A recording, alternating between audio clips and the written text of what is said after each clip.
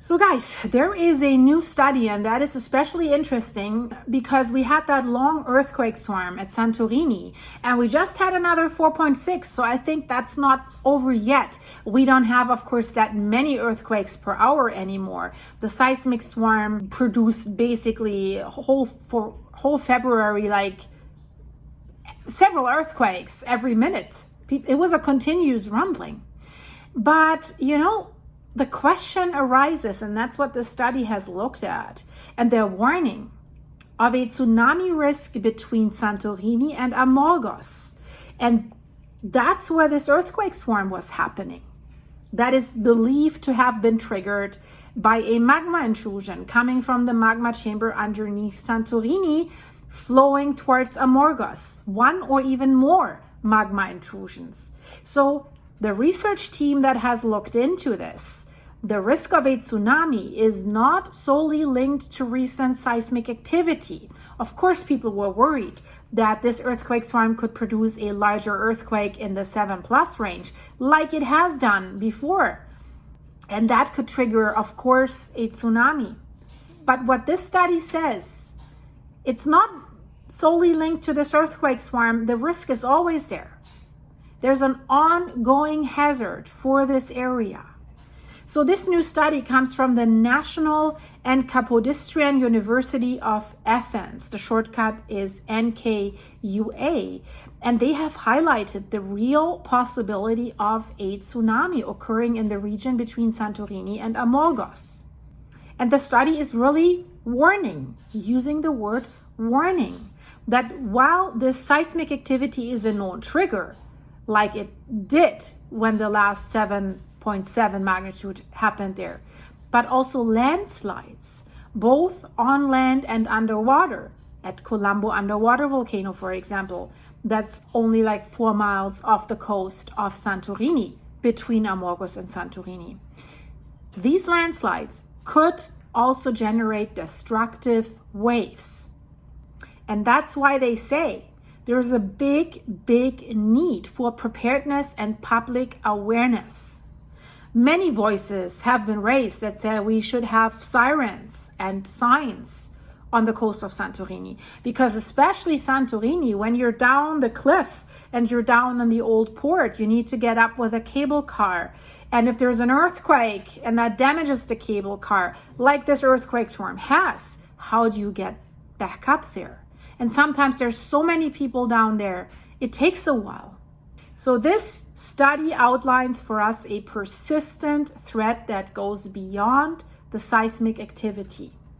Greece as a whole is known for its seismicity. So overall, this threat requires a well-organized evacuation plan with clear guidelines and a continuous public training to mitigate potential disasters. That's what they're also trying in Italy with the Campi Flegrei supervolcano. That is not going so good, because that evacuation plan might not work. There's a lot of negative feedback from scientists, and the people are not really participating in these rehearsals. But especially when it comes to tsunamis, it is especially important that people are well informed, because tsunamis can strike quite unpredictably. So that's why the coordinated prevention and preparedness is so essential. That research team, together with a team from the university's Department of Geology and Geoenvironment, have conducted an extensive mapping of areas at risk, and they have assessed the suitability of existing tsunami refugee points that have been designated by local communities. So it's important. Yeah, you should show every tourist a map of the high-risk zones and also where they should go if something happens. And now they want to reevaluate these refuge sites. Are they working? Are they safe? And the key findings of that study outline that some proposed refuge areas, such as in Catapola and Egiali on Amorgos, are strategically placed and offer adequate protection. So that is good. Just people need to know about that. On Santorini, there are designated refuge points. They are located far from the coast. Is that good?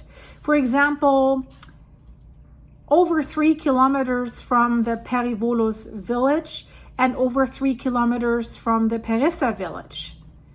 So, of course, these distances provide safety, but they might hinder a rapid pedestrian evacuation during an emergency because they need to run that far for safety.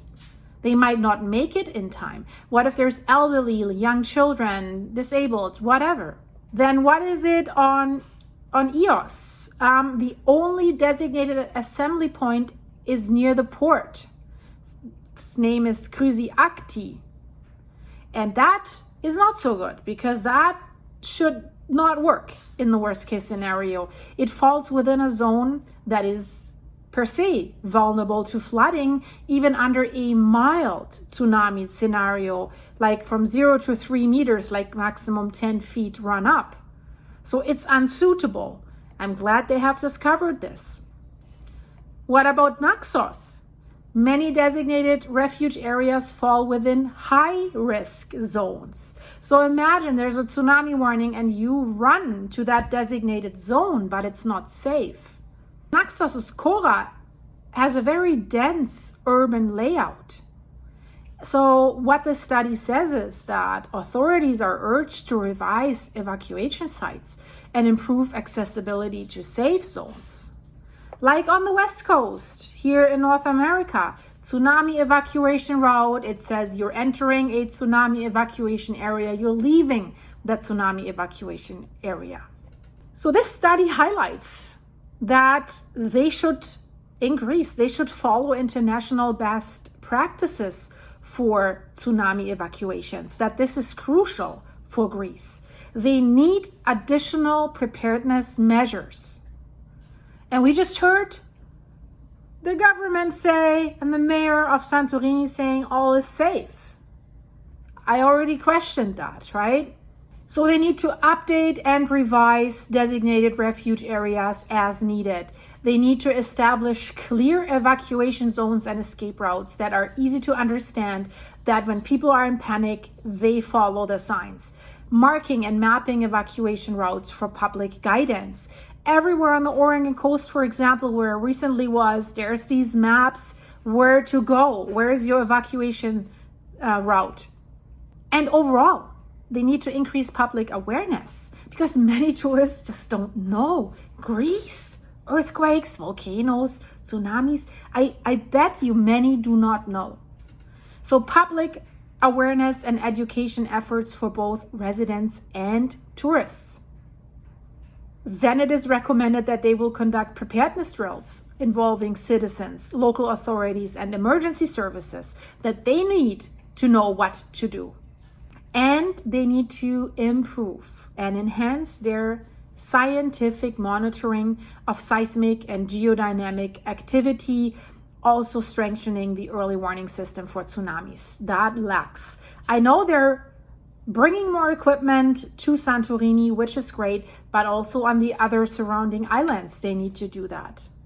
Because the concerns, and that's what these scientists are making clear, over potential tsunamis grow.